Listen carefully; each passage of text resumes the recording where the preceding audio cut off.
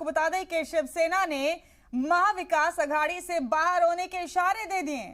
Shiv Sena leader Sanjay Raut ने बड़ा बयान दिया है। उन्होंने कहा कि अराकीन असेंबली चाहे तो एमबीए छोड़ने पर गौर कर सकते हैं। ये बड़ी खबर, बड़ा अपडेट आप इस वक्त अपनी टीवी स्क्रीन पर देख रहे हैं। शिवसेना ने महाविकास अघाड़ी छोड़ने पर गौर करने की बात कही है। इस वक्त की बड़ी खबर।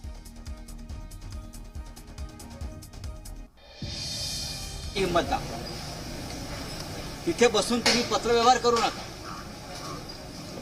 तिथे बसून पत्रव्यवहार करू नका। इथे मोबाईलवर, व्हॉट्सअपवर किंवा अन्य ट्विटरवर आपण पक्के शिवसैनिक आहात।